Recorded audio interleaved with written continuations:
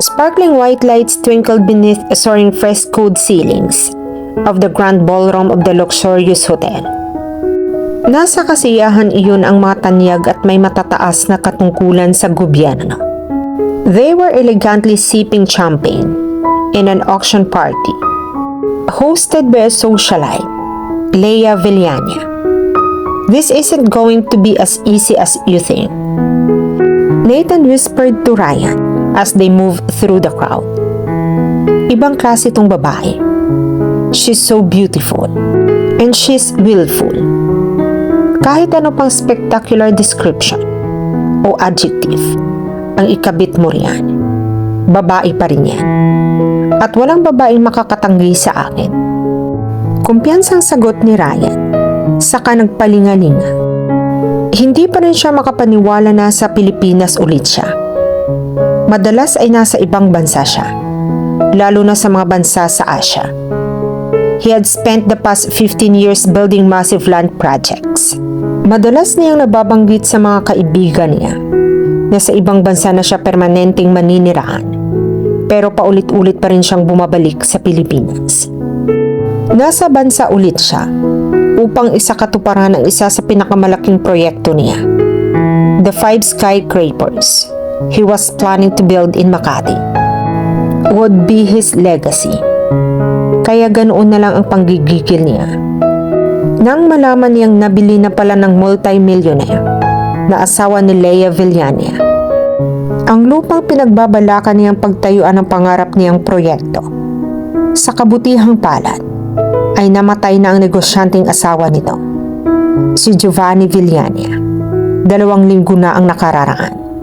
Nakasisiguro siya na mas madaling kausap at mas madali niyang makumbinsi ang byuda na ipagbili sa kanya ang lupa. Handa siyang bayaran ang lupa sa presyong gusto nito. Natiyak niyang magpapadali sa kasunduan nila. Alam ni Ryan na mahigpit ang bili ng asawa nito, na isakatuparan nito ang plano sa lupa. Ngunit, may babae bang tumanggi sa kanya?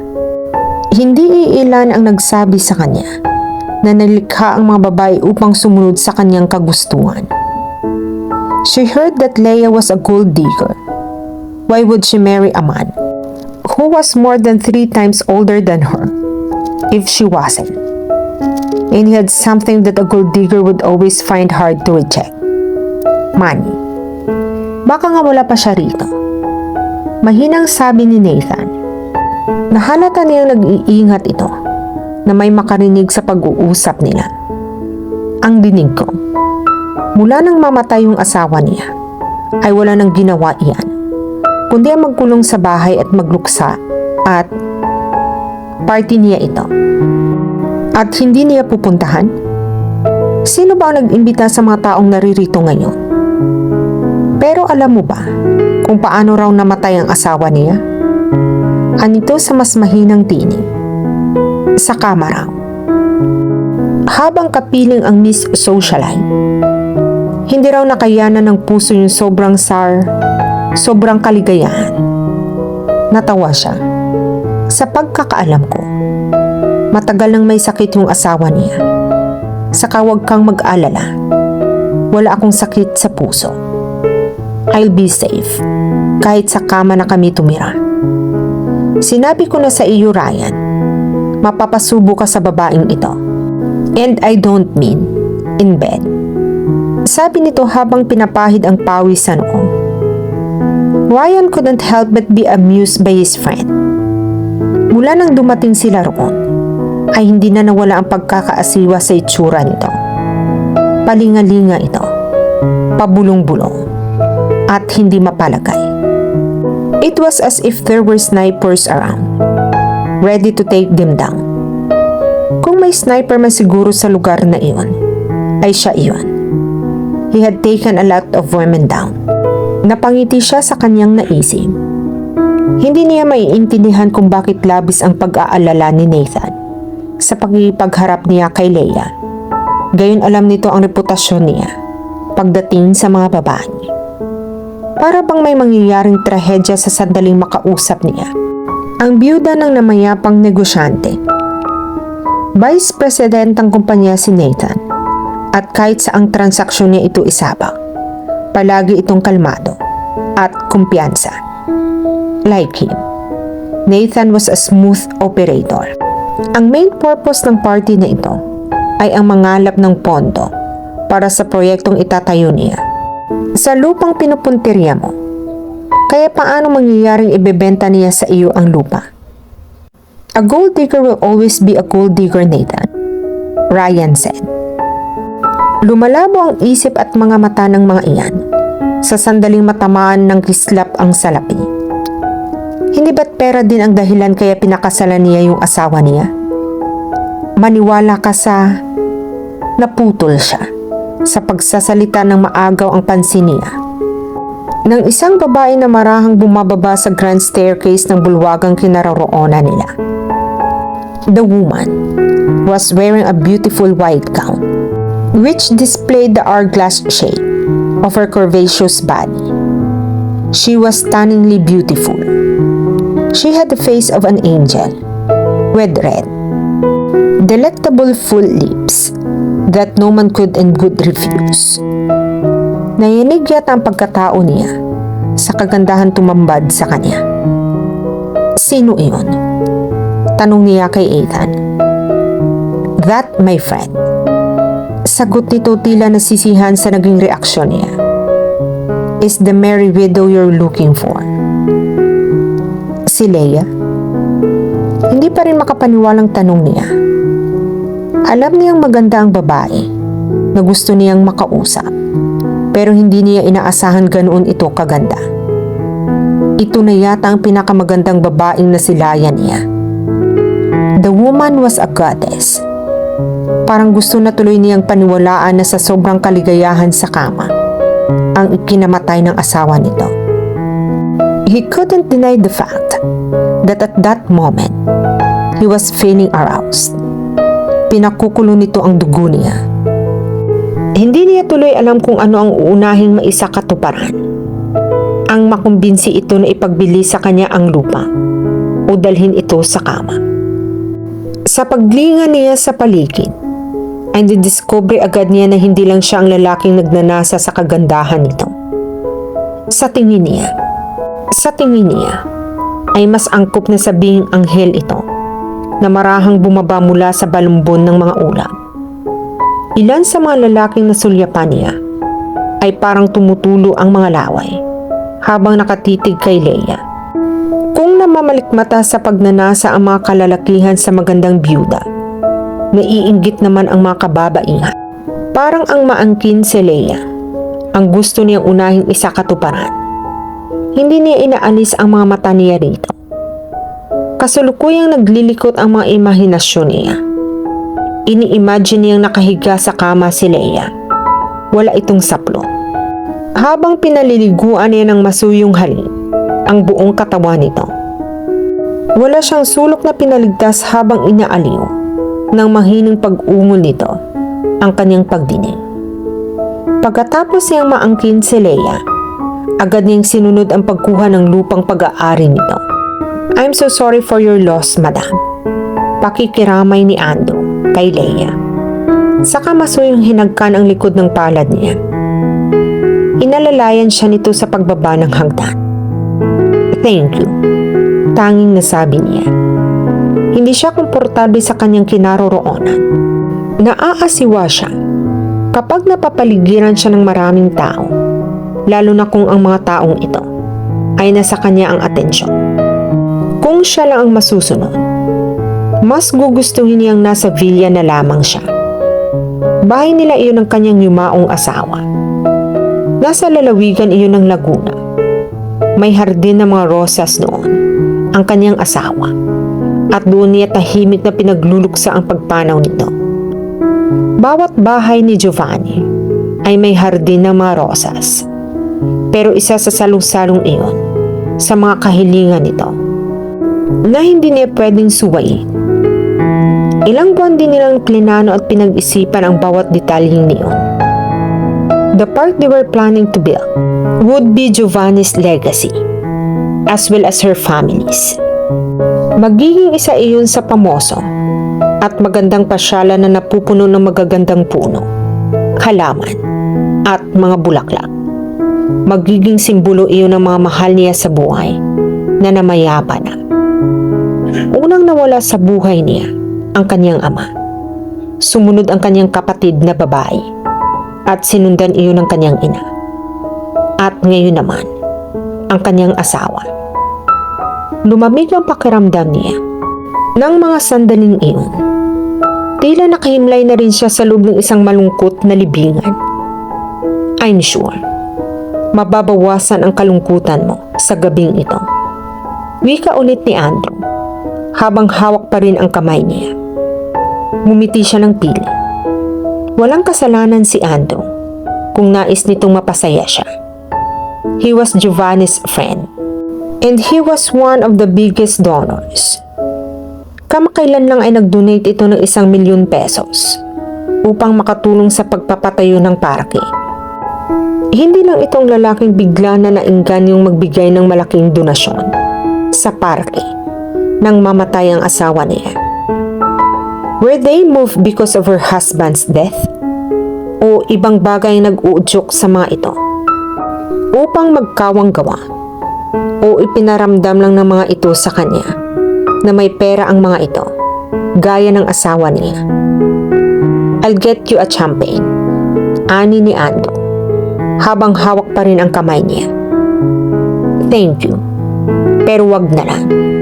Magalang na tanggi niya. Marami pa akong bisitang kailangang kausapin. She then looked around. The ballroom was packed with important-looking people. Lahat ng inimbitahan niya ay dumalo. Leia could not believe that the Olivia Alarcon would really become a reality. Ang lupa na dating pawang mga lumang bodega at giba-gibang gusali ang nakatayo ay gagawin niyang kabigha-bighaning lugar. Taglay ang pangalan ng kababata niyang kapatid. Ang parke ay malapit sa ospital kung saan nakaratay ang namatay na si Olivia. Mula sa bintana ay matatanaw ng mga pasyente ang parke. Alam niyang walang katulad na kapanatagan ng isip at aliw sa puso ang maidudulot niyon sa mga ito. Makikita ng mga ito sa parke ang magagandang palaruan, istruktura, fish pond, magagandang puno at mga halaman, at mababangong mga bulaklak. Magkakaroon ng pag-asa, gaano man katiting, ang mga pasyente sa naturang hospital. Tinangka niyang iwan si Andrew, ngunit agad na umagapay ito sa kanya. Let me escort you tonight. Pakiusap nito. Andrew, salamat, pero wag na lang. Magalang natanggi ulit niya. Please, Amelia, let me stay by your side. And I promise, I triple my donation to your sister's park.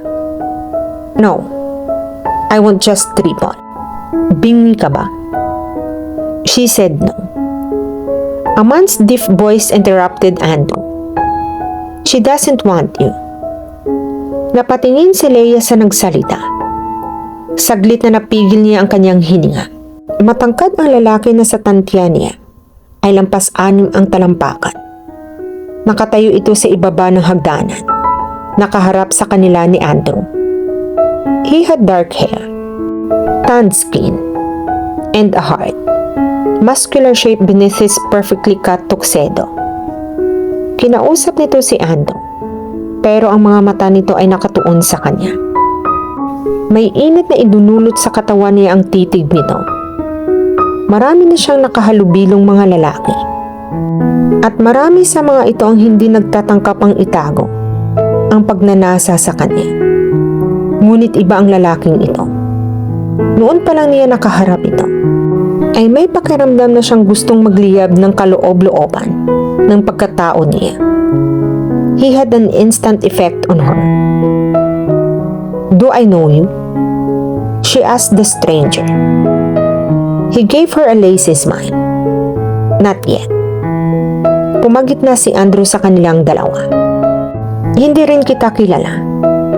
Pero ngayon pa lang, ipinapaalam ko sa iyo na may kabastusan ka. Andrew, please. Pakiusap niya rito. Ikuha mo na lang ako ng champagne, please. Ako na lang makipag-usap sa kanya. Tututol pa sana si Andrew. Ngunit tumalima rin ito. Pinukol nito ang matalim na tingin sa estranghero bago ito tuluyang bumaba ng hagdan. May 1 minuto ka upang magpaliwanag kung bakit ka naririto bago ko tawagin ang security guard. Aniya sa lalaki. Wala ka sa guest list at hindi kita kilala. Pagtapak niya sa sahig ay muntik pa siyang bumangga rito. Mas gwapo ito, mas matigas, mas matipuno, at mas matangkad sa malapitan. She stood at 5 feet 7 inches, but he clearly was more than 6 inches taller than her and 70 pounds heavier than her. Hindi nito inaalis ang mga mata nito sa kanya, na para bang sila lang ang tao sa lugar na iyon. Gusto niyang umiwas ng tingin, ngunit hindi niya magawa, at lalong hindi niya magawang humakbang palayo rito. Minamagneto siya nito. Hindi mo ako kilala, pero natitiyak ko na mas ikakatuwa mo ang pagdating ko rito kaysa sa iba mong bisita. Anito habang nakatitig sa kanya, his eyes trying to undress her. Narito ako para ibigay ang hinahanap mo. Tumaas ang isang kilay niya. At ano ang hinahanap ko? Pera. Walang kagatol-gatol na sagot nito. Hindi mo ba kilala ang asawa ko? Hindi mo ba alam kung gaano siya kayaman? Inaaksaya mo lang ang kayamanan niya. Tugon nito. Pinaghirapan mong makuha ang kayamanan niya, pero sinasayang mo lang sa mga walang kakwenta-kwentang bagay. Tama ba na pinag-aaksayahan mo ng pera at panahon ng isang walang kwentang proyekto? Who needs a park? Anyway, napatda siya sa narinig. Sino ba ito upang insultuhin siya? Sa kasiyahan siya mismo ang nag-organisa. It was clear that he was accusing her of being a gold digger. Na pera lang ang dahilan kaya pinakasalan niya si Giovanni. Pero natigilan siya. Bago nakapagbitiw ng masasakit na salita sa kaharap. Ano nga ba ang dahilan at pumayag siyang pakasalan si Giovanni? Malaki ang respeto niya rito. Matalik na kaibigan ito ng kanyang ama. Pero may pagkakataon ba na may naramdaman siyang pag-ibig dito? Sa lalong pang pagkabigla niya, hinaplos ng estranghero ang pisngi niya na nagpadaloy ng hindi mapaliwanag na nakakakiliting kuryente sa loob ng katawan niya. Pagkatapos nating magkakilala, then, I have you in my bed. Sanay si Leia na nakakatanggap ng ganoong klaseng arugante at bastos na komento mula sa mga lalaking hindi kinukubli ang pagnanasa sa kanya. Ang kakatwa lang ng mga sandaling iyon, hindi siya nakaramdam ng inis sa lalaking kaharap.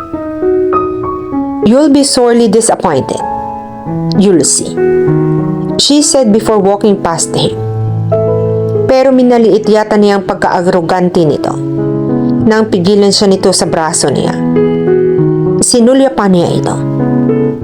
Nagtaka siya nang hindi niya nagawang tabigin ang kamay nito. Who are you? She asked in the almost helpless tone. Hinila siya nito palapit dito. Halos magkadikit ang mga mukha nila. I'm the one who's taking you home tonight, he told her. Here's your champagne, Amelia. Pukaw ni Andrew sa kanya. Noong lang binitiwan ng lalaki si Leia. Ngunit huli na dahil nakita na nito na wala siyang kakayahang itaboy ito. But she must stay away from him. Sa wakas, ay nagawa niyang bumaling kay Andrew at kunin ang kopetang iniabot nito sa kanya. Hindi siya makapaniwala pero hindi niya alam kung magagawa rin niyang tumanggi kung sakali niyang hinila siya nito palabas ng gusaling iyon upang dalhin saan mang lugar nito naisin. Nasobrahan ba siya sa pagluluksa? Kaya handa agad siyang manguyapit sa sinumang nag-aalok sa kanya nang kahit panandali ang pahinga man lang. mula sa pagdudurusa. Lumagok siya ng kaunti. Saka ibinalik ang kupeta kay Andrew. Pagkatapos ay naglakad siya papunta sa iba pang bisita niya. Marami na siyang oras na inaksaya sa isang estranghero, ang plano lang yata ay ipakita sa kanya kung gaano kagaspang ang pag-uugali nito. I'm really not a gate crasher. Narinig niyang sabi pa ng lalaki. Guest ako ng isang guest mo rito sa party. Natigilan siya. Was here with another woman?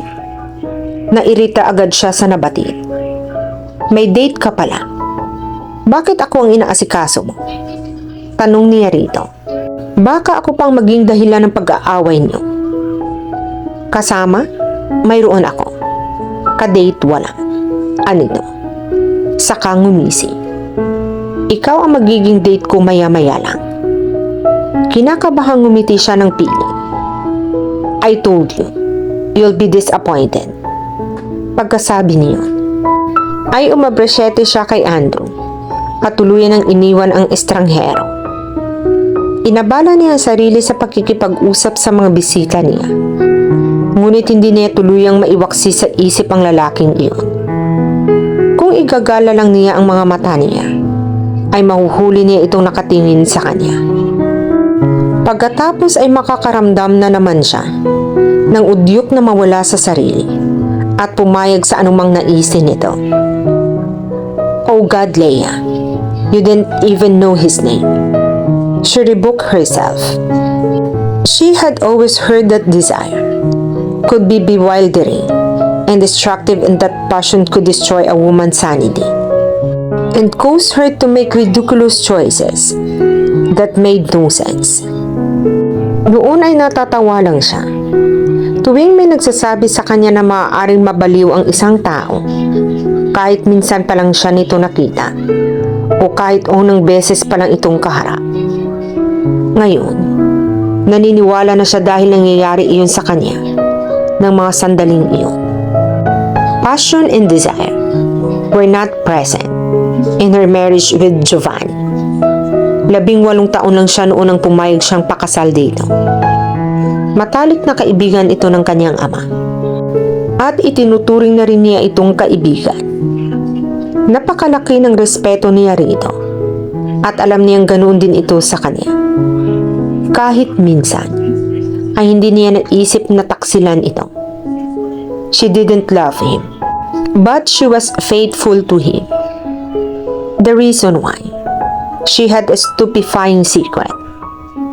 Walang sigurong maniniwala kung sasabihin niya na sa edad niyang 28 at sa kabila ng pagkakaroon niya ng asawa sa loob ng 10 taon, ay nanatili siyang birhen. Hindi siya tinangkang angkinin ni Giovanni kahit minsan. It wasn't lust in love that bounded them. Pinakasalan siya nito upang tulungan ang pamilya niya. Ang pagmamahal nito sa unang asawa nito na matagal nang yumao ay hindi naglaho. Naniniwala siya na mamatay siya nang hindi inaangkin ng sinumang lalaki. She always felt it would be a blessing.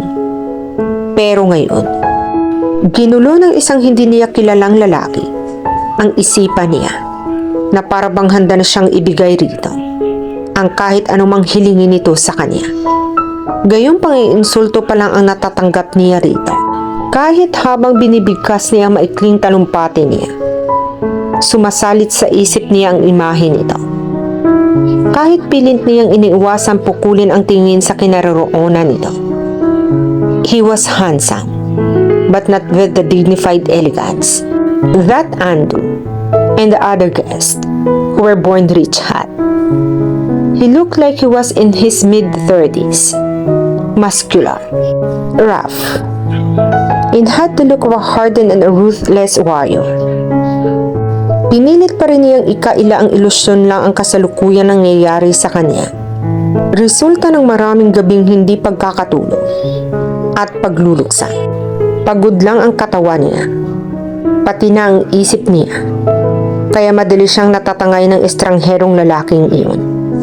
Sa sandaling mapahinga siya at maiwasto ang pwesto, ng isip niya.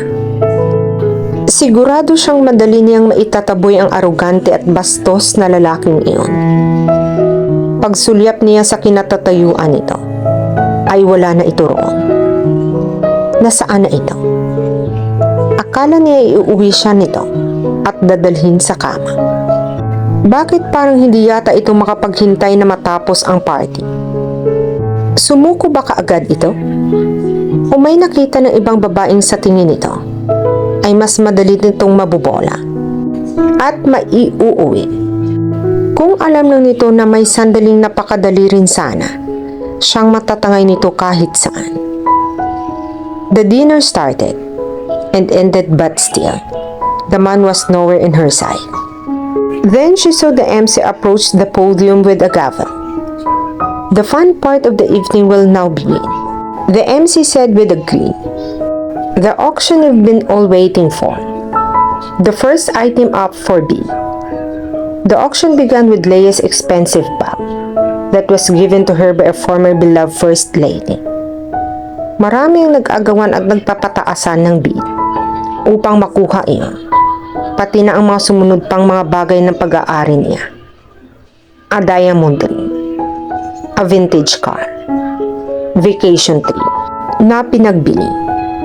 Walang dahilan upang hindi mabalot sa galak si Leia.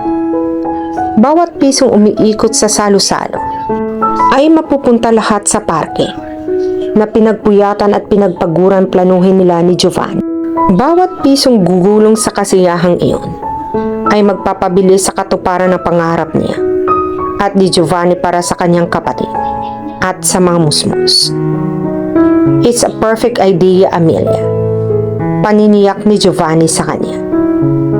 Nagdadalawang isip kasi siya kung paano makakakuha ng pondo. Walang makakantanggi sa iyo. Kung ano ang sabihin mo, siguradong gagawin nila. Kung ano man ang hilingin mo, tiyak na ibibigay nila. You don't know how charming you are. The auction then came to the last item. A very special item indeed, said the MC. May karapatang maisayaw si Leia sa loob ng 3 minuto. A spotlight fell on Leia. She was standing alone at the center of the ballroom. Lahat ng mga mata ng mga lalaki ay otomatikong nakatuon sa kanya. Hiniling niya na sana ay nasa hardin lang siya ng asawa niya at nagluluksa kasama ng mga rosas.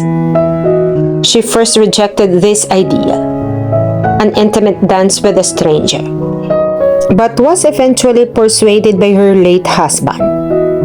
One man will win the opening dance tonight with our charming hostess, Miss Leia Villania. The bidding starts at 100,000 pesos. 200,000. Putol ng isang lalaki sa sasabihin pa ng MC. 300,000. Mabilis na paggapi sa nasabing presyo ng isang lalaking nasa mahigit 70 na ang edad. 500,000. Ano ng isang lalaki na wala pa yata sa 20 ang edad? 1 million. A popular Makati businessman shouted. 1 million for a chance to dance with the beautiful Miss Villania. Pakiramdam niya ay para siyang isang piraso ng karne na pinag-aagawan. Binibigyan na lamang niya ng konsolasyon ang sarili niya na hindi naman para sa kanya ang pera, kundi para sa isang proyektong magbibigay parangal sa namayapan niyang kapatid. Makikipagsayaw siya kung sino mang mananalo. Magiging malambing siya rito bilang pasasalamat. At kung magbibiro ito, ay pipilitin niyang buong pusong tumawa. Sa loob ng 3 minuto, ay maaangkin nito ang buo ang atensyon niya. Nakatitig siya sa lalaking nagbid ng 1 milyon. Buo ang paniniwala niya na ito na ang magwawagi at wala nang magtatangkang lagpasan pa ang presyo nito. 20 milyong piso. Narinig niyang sabi ng pamilyar na tinig na iyon. Halos lahat ng bisita ay napatingin sa nagmamay-ari ng tinig na iyon. Tila huminto sa pagpintig ang puso niya nang makita sa estrangherong lalaki galing ang deklarasyon na iyon. Seryoso ba ito sa tinura nito? Kung sa loob lang ng ilang segundong paglalapit nila, ay para kung ano-ano ng masasamang espiritu ang lumukob sa kanya. Paano pa kung 3 minutong magdidikit ang katawan nila habang nagsasayaw? Ano ang mararamdaman niya? Baka nga matupad nito ang banta nito sa kanya na iuuwi siya nito at ihihiga sa kama nito.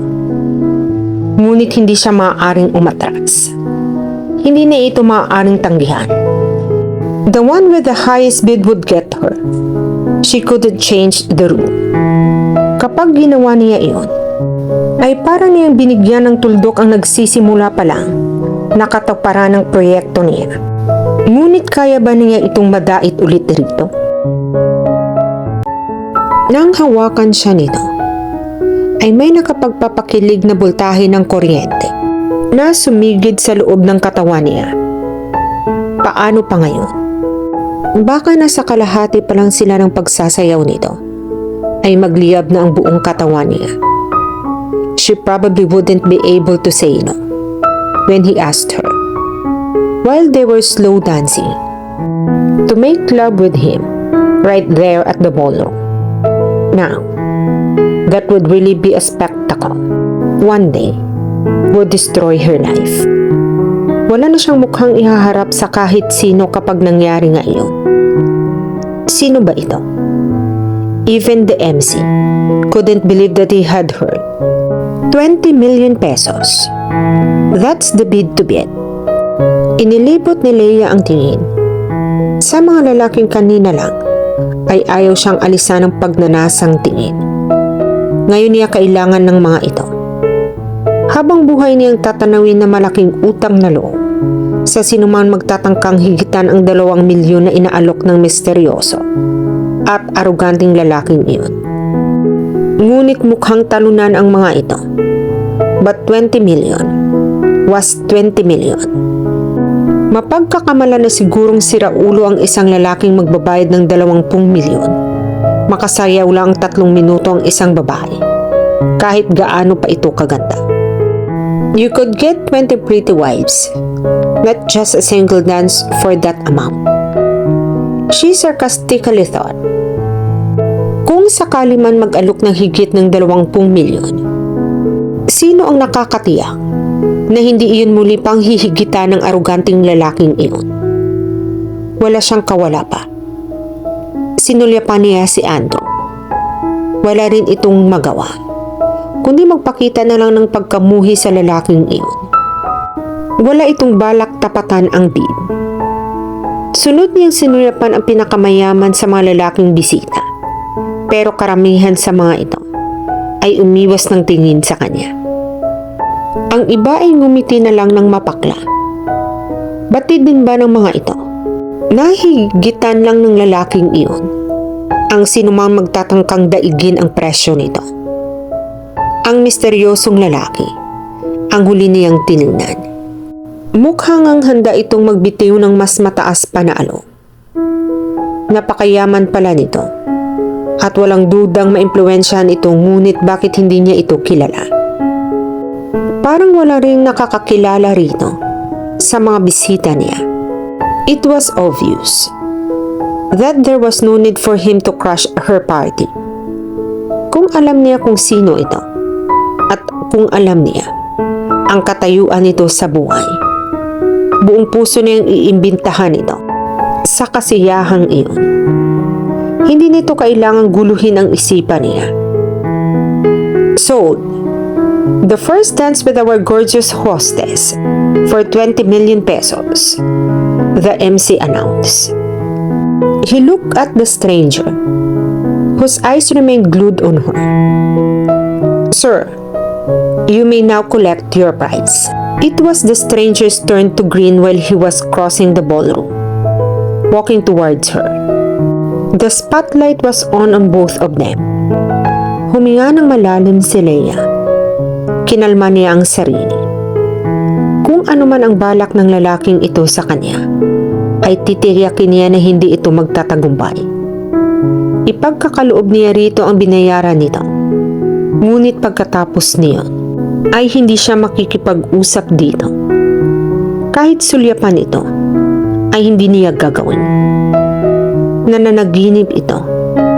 Kung inaakala nito na pagkatapos ng sayaw nila, ay matutunaw siya at susunod na lang sa kung anong ipapagawa sa kanya nito. She definitely worth more than 20 million pesos. Wala siyang balak pabayaran ang pagkatao niya. She was definitely attracted to him. She was mesmerized by him. But she wouldn't show it. And he wouldn't know it. Pagkatapos ng salusalong iyon, babalik siya sa pagluluksa sa pagkamatay niyang asawa. Babalik siya sa pagdadalamhati sa mga nawalang mahal niya sa buhay. You have me for 3 minutes. Sabi niya rito, nang hawakan nito ang kamay niya. After that, hindi mo na ako muling mahahawakan at he swept her up on his arm. The force on his touch was so intense and troubling that her sentence ended up in a gasp. I have you now. Nakangiting sabi nito. Nang pumailan lang ang isang malamyos na tugtugin para sa kanila. Simula pa lang ito. At last was the title of the song. It was a classic.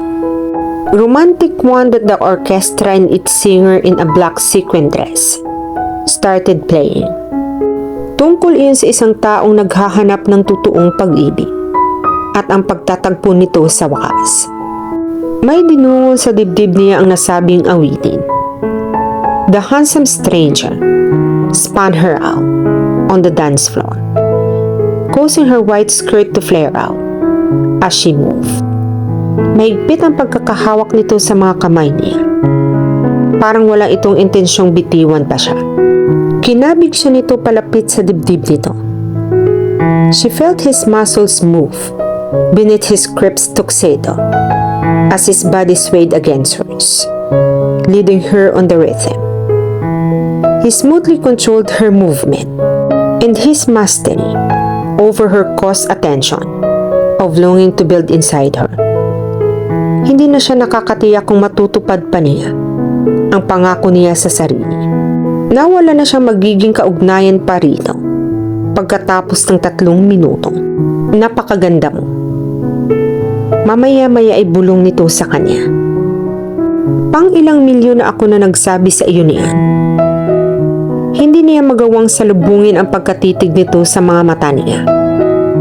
Salamat nga pala sa tulong na ibinigay mo. Aniya sa mahinang tinig. Maraming bata ang mapapasaya mo sa wala akong pakialam sa kanila. Puto nito sa nais niyang sabihin. Para lang sa iyo, yung ginawa ko. Para sa akin? Tanong niya rito, sa mas mahinang tinig. That money is nothing. Kaya kong magpalabas ng higit pa roon.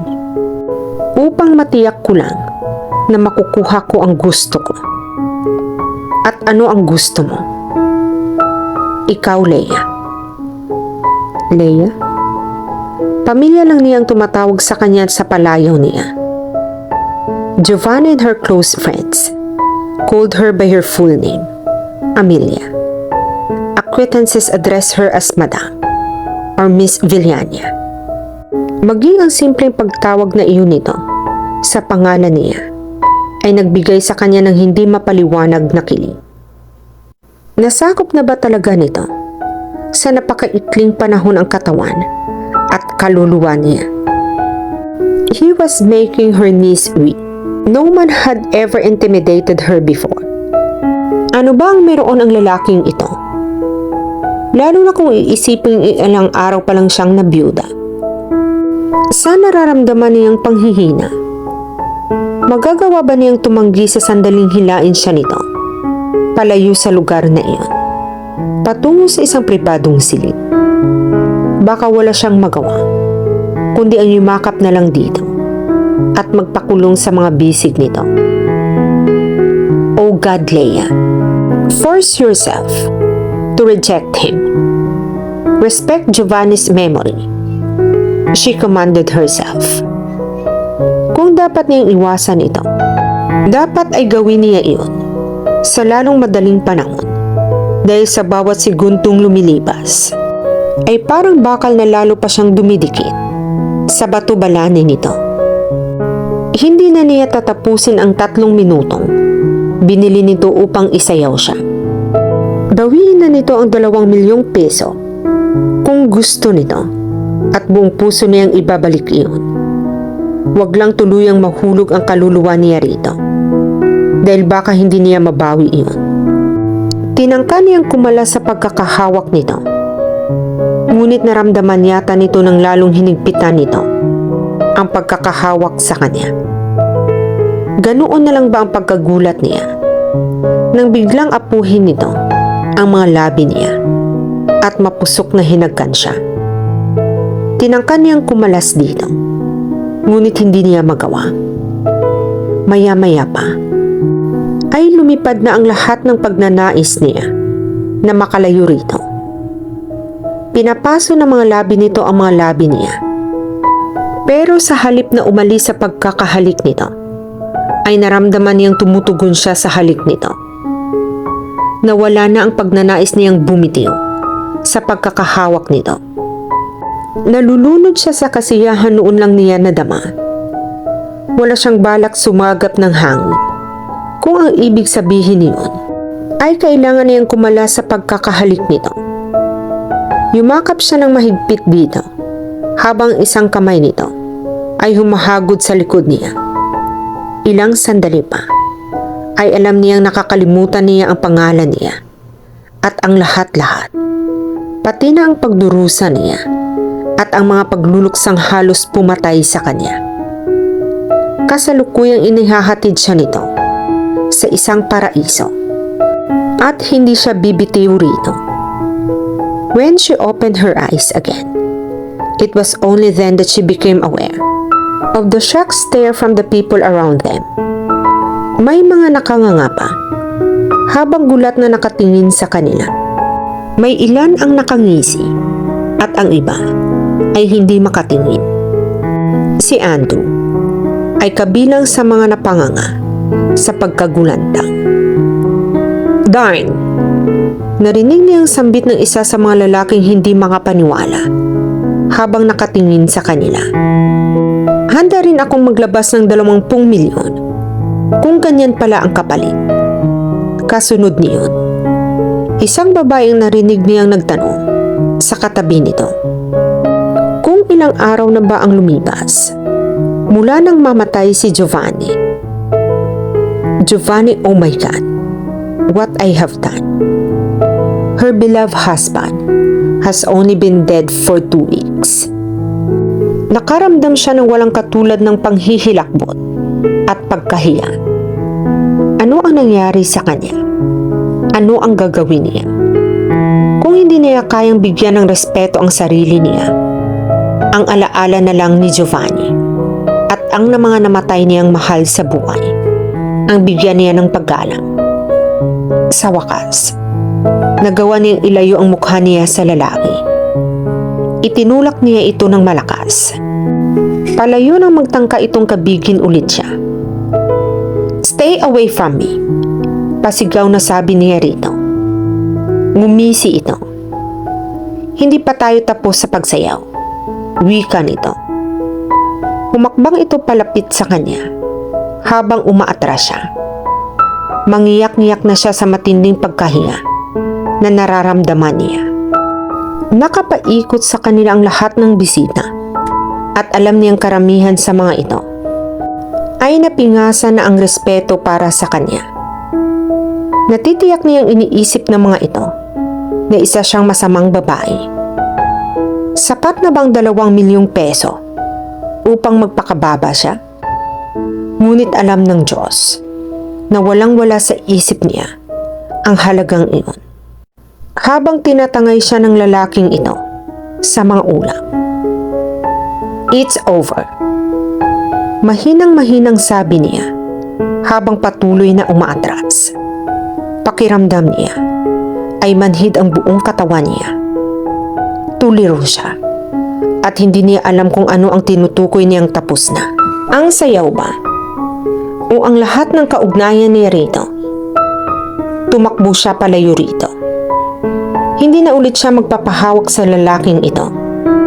May ilang bisitang nagtangkang humarang sa kanya, ngunit tinabig niya ang mga ito. May pagtataka sa mukha ng mga ito. Narinig niyang ilan sa mga bisita ay tinatawag siya, ngunit hindi niya pinansin ang mga ito. Kailangan niyang makalayo. She needed to get away from this dark stranger who aroused nothing but scandalous desires from her. Gusto niyang mabawi pa niya ang respeto ng mga taong naroroon. Kailangang hindi na ulit siya mahawakan nito.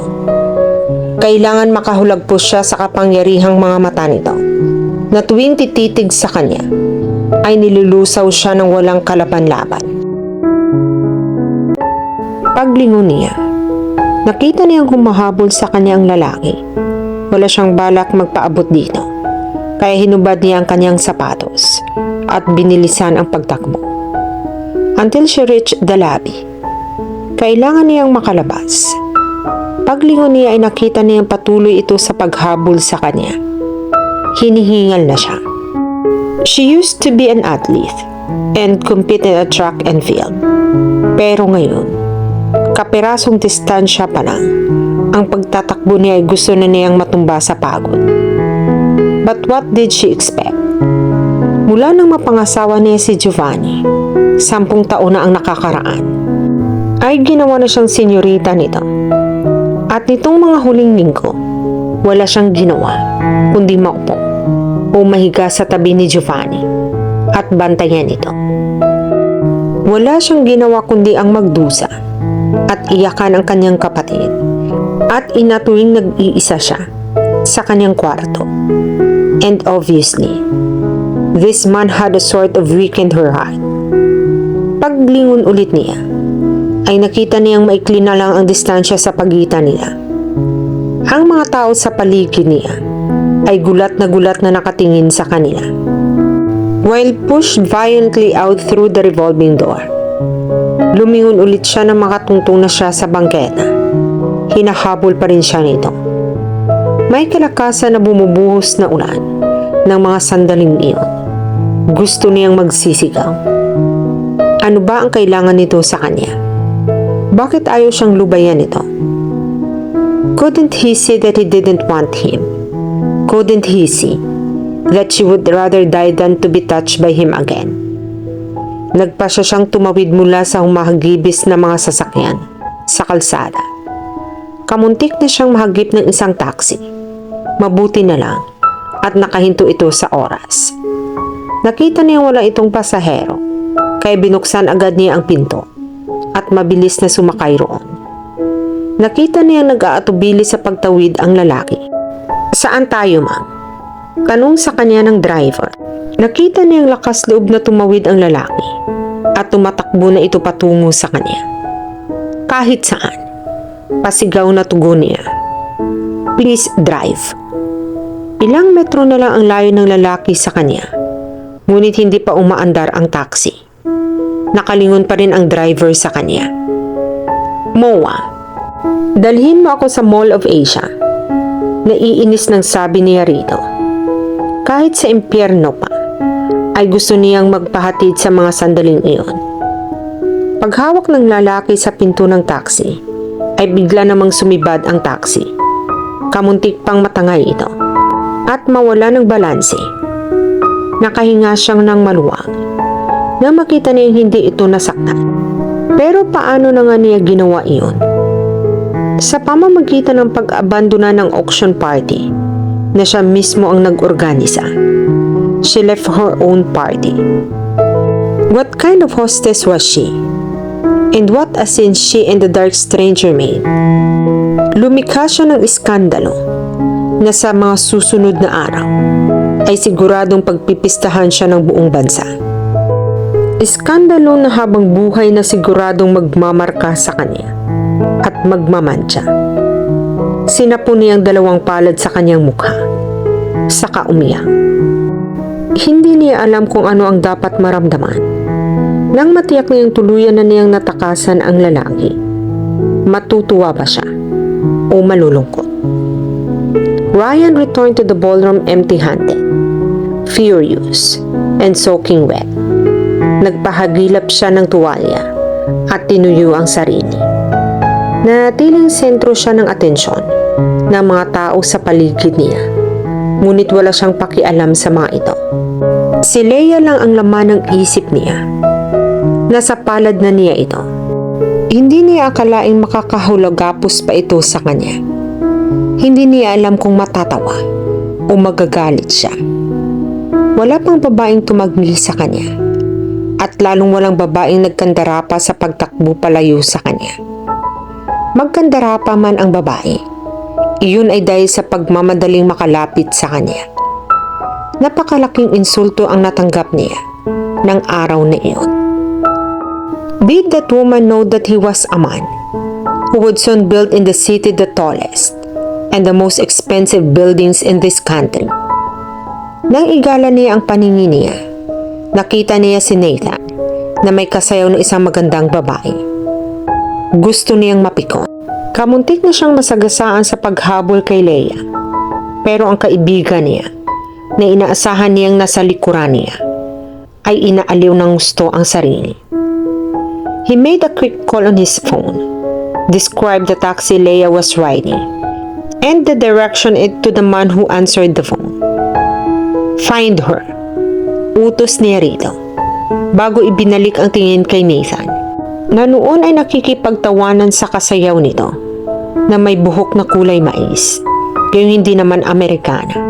Naramdaman yata ni Nathan na gusto niyang paglibayin ang nanggagalit na titig niya, ang batok nito, nang bigla itong mapalingon sa kanya. Niyaya niya itong umalis, pero bago pa sila ganap na makalabas ng hotel, ay nilapitan sila ni Andrew. Ang lalaking kanina ay halos ayaw humiwalay kay Leia. Sa tansya niya, ay mahigit 70 na ang edad nito, ngunit matikas pa rin ang dingding. Kilala kita, wika nito sa kanya. Your child's grandson. My name is Ryan Navarre. Matatag na sagot niya. That's your mother's name. Hanito. Kilala ko rin siya. Hindi na siya napatawad ng kanyang ama. Mula nang nakipagtanan sa isang ordinaryong empleyado. Hindi na hinintay ni Ryan na matapos ito sa pagsasalita. Nilayasan na niya ito. Anak mayaman ang kanyang ina. Anak ito ng pamosong negosyanteng si Charles Aring. Ngunit isang ordinaryo at mahirap na empleyado ang pinakasalan ng kanyang ina. But his father was a good man. Alam niya kung paano nito pinagsikapan bigyan sila ng magandang buhay ng kanyang ina. Bago sila tuluyang nakalayo, ay may isa pang tumawag ng pangalan niya. Ryan saw the MC of the auction with a big smile on his face, hurrying towards him and Nathan. Nagpasalamat ito sa napakalaking kontribusyon niya sa proyekto ni Leia. Hindi niya alam kung napansin nito ang pagwiwi niya. Kamuntik na niyang makalimutan na nangako nga pala siya ng donasyong 20 milyong peso para sa isang proyektong gusto niyang ipatigil at wasakin. Was he mad? Maybe. Didn't he just make a fool of himself, running after a woman inside a 5-star hotel, to the amusements of its many guests? Napamura siya. He cursed to himself when he realized that somebody probably made a video of him, running and almost tumbling after Leia, and would soon upload it on the internet. He pulled out a checkbook from his tuxedo coat pocket and swiftly wrote a check for 20 million pesos. May mga babaeng pilit inaagaw ang atensyon niya habang iniabot niya ang cheque sa kaharap. He hated women. Wala pa siyang babaeng nirespeto at hinangad ng buong buhay niya. Hindi naman lingid sa kanya na maraming mga babaeng pilit na nagpapapansin sa kanya. Ay pera lang ang habol. Pero kakaiba si Leia. Sa halip na lalo itong magsumiksik sa kanya, pagkatapos malaman na may pera siya, ay nagtatakbo pa ito palayo sa kanya. Siya rin naman ang may kasalanan kung bakit parang lalong lumabo ang lahat ng balaki niya. Nagtungo siya roon upang kumbinsihin si Leia na ipagbili sa kanyang lupang binabalak nitong patayuan ng isang parke. Pero ano ang ginawa niya? He harassed her. Pero masisisi ba siya kung makalimutan man niya ang lahat habang kaharap si Leia? Tama si Nathan. Ibang klaseng babae nga si Leia. Dito lang niya naramdaman na kaya niyang ilagay sa panganib ang mga proyekto niya. Mahagkan lang ito. Kahit kailan. Wala siyang babaeng inunang asikasuhin kaysa sa mga negosyo niya. Si Leia lang.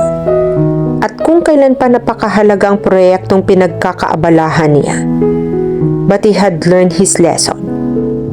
He knew his priorities now. First, he was going to take the property away from her. Then he would take her. Hindi na rin niya gagawing katatawanan ang sarili niya. Pumikit siya. Iniwaksin niyang bahagyang pagkatuliro ng isip at panginginig ng kamay niya. Nang maalala niya ang tamis ng mga labi ni Leia, iniisip lang niya ang isang babae kapag kaharap nito. Kapag nag-iisip siya ng mga salitang bibilog ng ulo nito at nag-iisip siya kung anong bahagi ng katawan nito ang una niyang hahagkan at sisimsimin. Ngunit kapag wala na sa harap nito, hindi na ulit papasok sa kalamnan niya ang babaeng iyon. Walang lugar sa isip niya ang nakalaan para sa isang babae. Pero si Leia, tinakbuhan na siya at pinahiya. Pero heto, nagsusumiksik pa rin sa isip niya. She's a witch. She's cold. Then he received a call from a man he called earlier. He snapped his phone open. Give me a good news. Sagot niya rito. Nasaan na si Leia? Pagod pa rin ang katawan at isip ni Leia pagkalipas ng ilang araw. Pagkatapos ng auction party para sa pagpapatayo ng parke. Wala siyang gustong gawin kundi ang magpahinga sa kama. Pero hindi niya maintindihan ang sarili. Bakit pinupuno ng imahe ng aroganting lalaking iyon ang isip niya? Partikular na ang mapusok na halik na iginawad nito sa kanya. Umiling siya. Saka bumangon mula sa kama at tinungo ang sala. Nagdesisyon siya na kalimutan niya ang lalaking iyon. Hindi na siya makikipagkita o makikipag-usap dito. Kahit pa ang layunin nito ay ang pagtulong sa proyekto niya. Mula sa sala, ay nagtungo siya sa hardin na inaalagaan at pinapayabong na namayapa niyang asawa. Umupo siya sa isang concrete bench doon at taimtim na humingi ng tawad kay Giovanni. Napatitig siya sa wedding ring na suot niya. She didn't deserve to wear it. Marahang niyang hinubad iyon. Nagtungo siya sa kwarto ni Giovanni at maingat na itinago iyon sa isa sa mga drawers doon. Hiwalay ang kwarto nila. Napatingin siya sa malaking larawan ni Magdalena, ang unang asawa ni Giovanni. Na matagal nang namayapa. Magdalena was very beautiful. Ilang ulit mang sinabi sa kanya ni Giovanni na wala itong ibang mamahalin, kundi si Magdalena lang. She missed Giovanni's kindness so much. Bumalik ulit siya sa hardin at umupo sa concrete bench na naroon. Bahagyang pinayapa ng iba't ibang kulay ng rosas ang isip niya. Pumitas siya ng isang kulay na dilaw at nakapikit na nilanghap ang bango nito.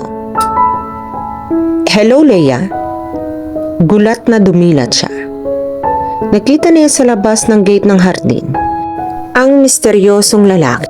Nakangisi ito habang nakatingin sa kanya. Ikinura pa niya ang mga mata niya sa pag-aakalang namamalikmata lang siya. Paano siya natuntun nito? Isa lang ang mga bahay na iyon.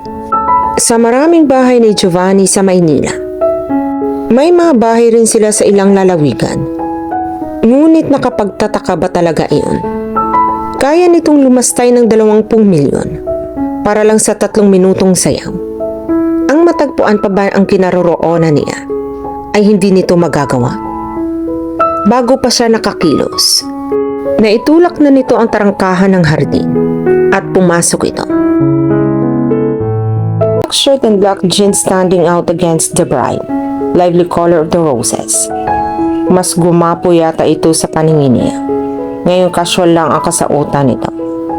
Tila mas naging pilyo ang kakisigan nito. Nagsimulang mataranta ulit ang puso niya. Ang tama niyang gawin ay muling tumakbo. Hindi papasok ng bahay kundi palabas. Kung kailangan akyatin at lundagin niya ang pader ng hardin, ay gagawin niya. Nag-iisa lang siya sa bahay ng mga sandaling iyon. Saglit na nagpaalam ang mga kasambahay niya. Pagdating niya, walang tutulong sa kanya upang magtaboy sa mapangahas na lalaking ito. Magagawa ba ulit niya itong takasan? May mga sasakyan sa bahay na iyon, ngunit hindi siya marunong magmaneho. Humalukip-kip siya. Mahilig ka ba talagang mag-gate crash?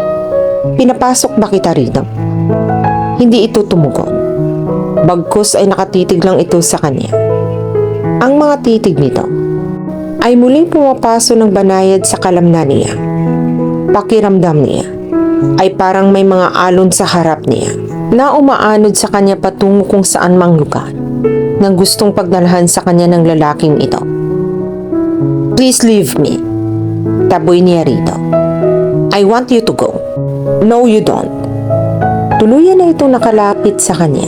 He lifted her chin and kissed her again. His lips were so hard and soft and sweet, and it quickly made her sort of dizzy. She could hear the buzz of honeybees in the garden, and the fragrance of the roses around them drenched her senses. She was lost in him. Itinayo siya nito habang magkalapat pa rin ang mga labi nila, at isinandal siya sa kalapit na pader, kung saan may gumagapang na mga halaman. Nang muli siyang hagkan nito, ay ganap nang naging bihag nito, at hindi na siya muling makakatakbo palayo rito. Ngunit gugustuhin ba niyang tumakbo mula rito? Hindi ba't isang kabaliwan ang ginawa niyang pag-iwas dito?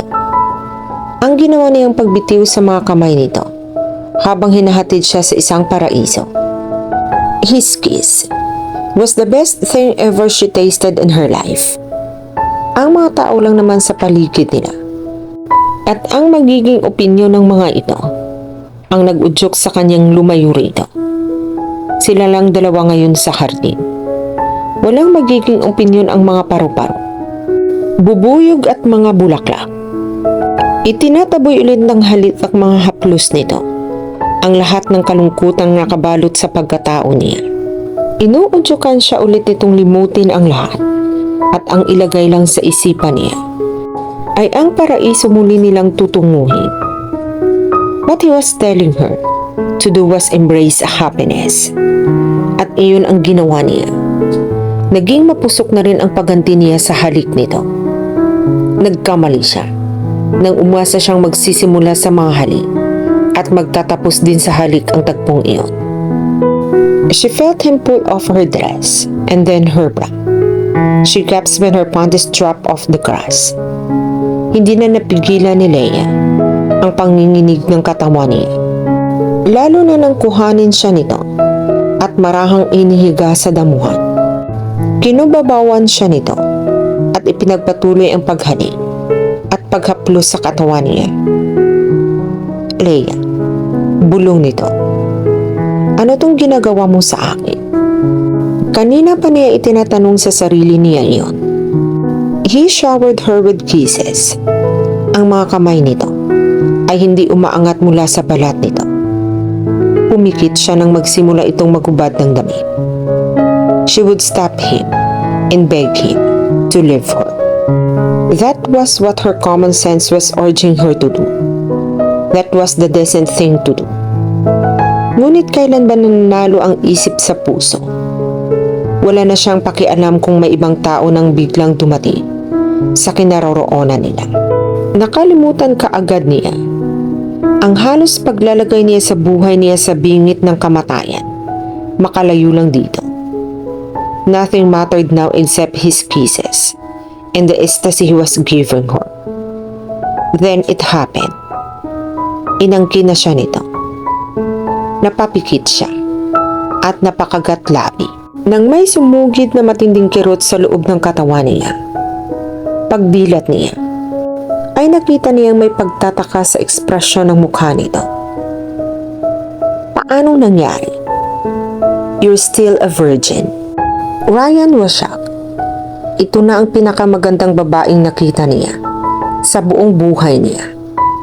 Lahat ng lalaki ay nagnanais na mapalapit dito. Lahat ay nagnanasa. 10 taon na itong kasal. Paanong birhen pa rin ito? Her husband died just a few weeks ago. Imposibleng birhen pa rin si Leia. Pero may matibay na pisikal na ebidensya rito. Ang bahid ng dugo. At noon lang niya napag-isip-isip na tila kawalan ng karanasan nito sa paghani. Ang mga asimong paghawak nito sa kanya na parabang hindi sanay sa pagdikit sa isang lalaki. Siya ang unang lalaking nakagalaw kay Leia. Hindi ba dapat niya itong ipagyabang? Kung naiibang lalaki lang siya, baka nagtatalo na siya at nagsisigaw sa tuwa. Ngunit sa halip, hindi mapailiwanag na takot ang naramdaman niya. Ano na nga ba ang sinabi ni Nathan tungkol kay Leia? Iba ito sa lahat ng babaeng nakilala niya at dinidispatch ang pagkatapos niyang makuha. Bawat lalaki raw na mapaglaro sa pag-ibig ay may katapat na isang babaeng magtuturo dito ng malupit na leksyon. Hindi pa rin makapag-isip ng maayos si Ryan. Nahiga siya sa tabi nito. Bakit hindi mo sinabi sa akin? Maya-maya ay tanong niya rito. Ngumiti ito sa kanya. I don't want you to stop, sabi nito. Bago masuyong hinaplos ang pisngi niya, may bahagya pa rin nanginginig ang mga daliri nito at may kaba pa rin siyang naaninag sa mga mata nito. Bagaman maaliwalas ang mukha nito. You're making me happy. Napaungol siya sa panggigipuspos. Nasapon niya ang kanyang noo at gusto niyang madismaya. Sinulyapan niya ito. She really looked heavenly and impressively desirable, especially now that she was completely naked beside her. Alam niyang makukuha niya si Leia, ngunit hindi pa rin siya makapaniwala na mabilis niya itong magagawa, lalo na sa natuklasan niya rito. Then he realized something that gave him a new shock.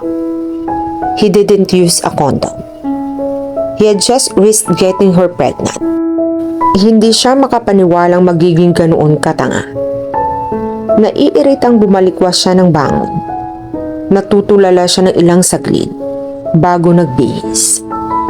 Noon din lang tila naramdaman ito nang pagkahiyan ng damputin nito ang mga damit nito sa damuhan at nagsimula na ring magbihis.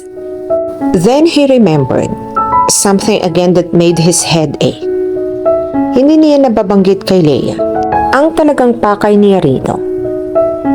Ang dahilan kung bakit pilit niya itong hinahabol. Yung lupa. Mahinang sabi niya.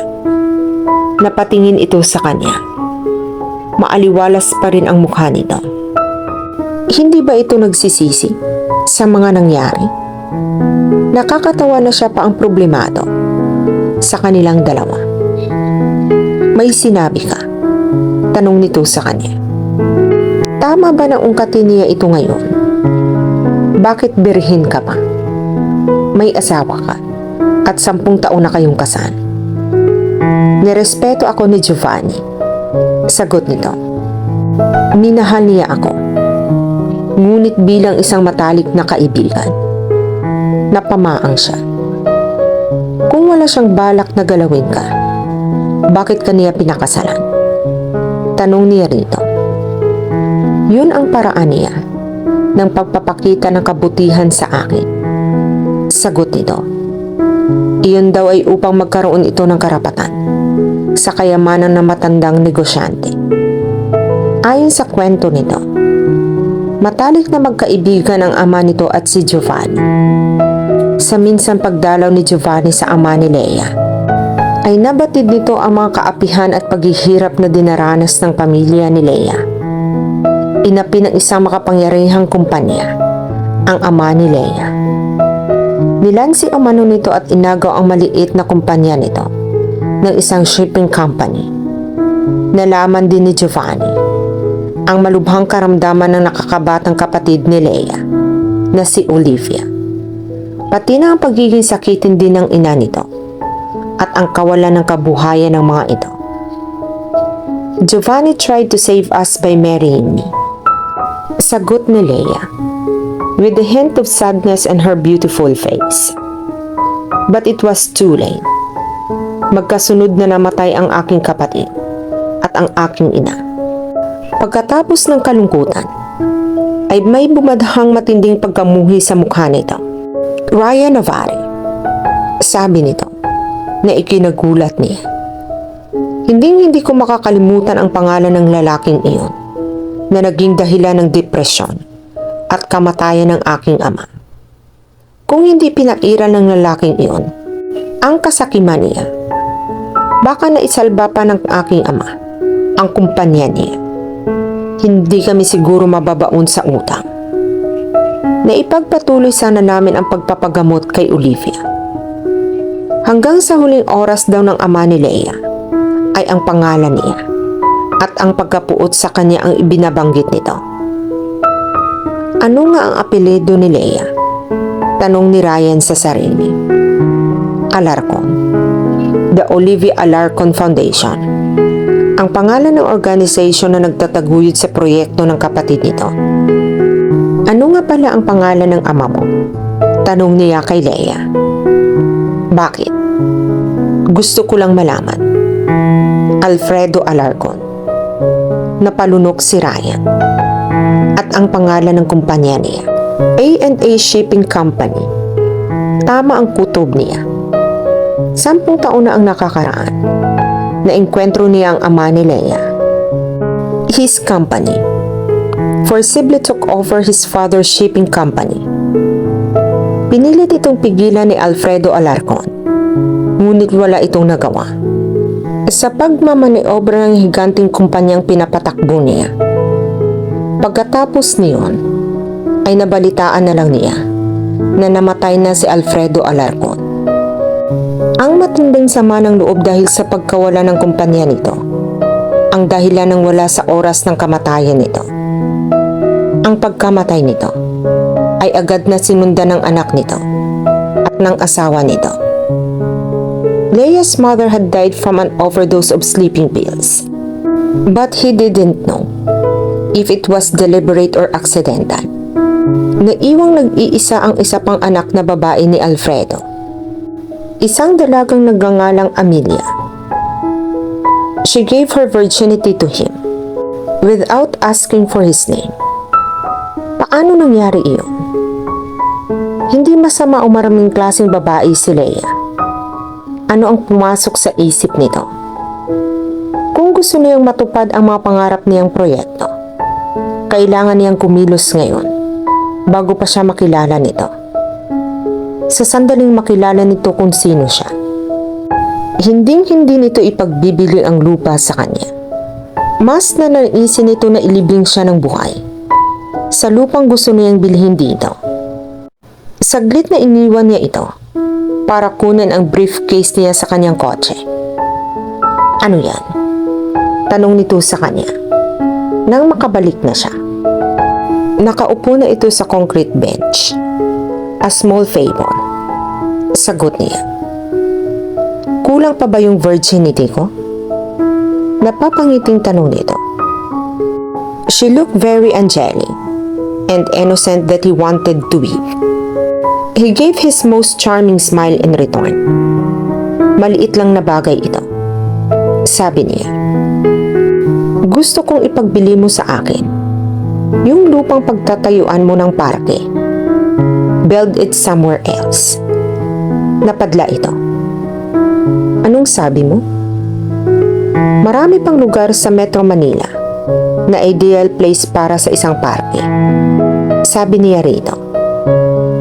Makati, It's a home for skyscrapers, not for parks. Let me build my buildings there. Mga negosyante ang nasa Makati, hindi mga batang paslit. May nakarehistrong galit sa mukha nito nang titigan ulit niya ito. Yan ang dahilan kaya pilit mo akong hinahabol. Kaya narito ka ngayon. Isa ito sa mga dahilan. Gusto niya mga tuwiran na para bang magpapagaan iyon sa kasalanan niya rito. Yan lang ang dahilan? Mariin sabi nito.